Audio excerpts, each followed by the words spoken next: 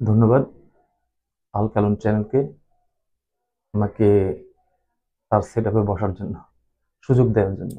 আচ্ছা, আজকে আমরা একটা ইম্পর্টেন্ট বিষয় নিয়ে আলোচনা করব।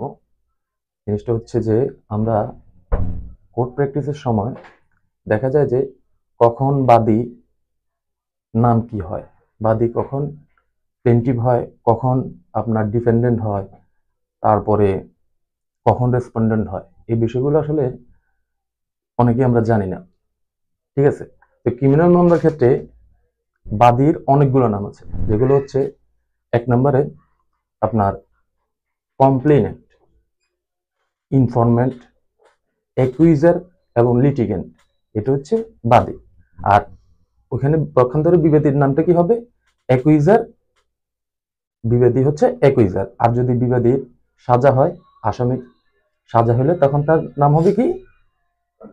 কনভিক্টেড। ইয়েস। তো সিভিল মামলার ক্ষেত্রে আমরা বাদীর নামগুলো কি কি পাই? একটা পাই প্লেন্টিভ, তারপরে প্লিডার, শুটার ইত্যাদি নামে আসলে আমরা বাদীকে চিহ্নিত করি। কিন্তু বিবাদী হচ্ছে যে একটাই নাম, যেটা হচ্ছে ডিপেন্ডেন্ট। আচ্ছা, এখন এই বাদী বিবাদী যখন আপিলে যাবে তখন তাদের নাম কি হবে? তখন তারা হবে অ্যাপিলেন্ট এবং রেসপন্ডেন্ট। দুটো ক্ষেত্রেই, সিভিল ক্রিমিনাল দুটো ক্ষেত্রেই অ্যাপিলেন্ট এবং রেসপন্ডেন্ট হবে।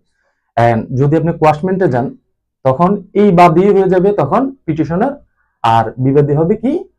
Opposite party. রিটে গেলে তখন বাদী হবে পিটিশনার এবং বিবাদী হবে রেসপন্ডেন্ট, যেটা আপিলের মতে। এই জিনিসগুলো আসলে আমাদের সিম্পল জিনিস, কিন্তু এগুলো আসলে অনেক ইনফরমেটিভ। হ্যাঁ, ব্যবহারটা আমাদের করতে হয়, বিভিন্ন কোর্টের প্র্যাকটিসে আমরা এগুলো করতে হয়। তো ধন্যবাদ এই ছোট্ট একটা ইনফরমেশন আপনাকে দিয়ে, যদি আপনাদের উপকার করতে পারি। এবং আল কানুন চ্যানেলকে আবার ধন্যবাদ।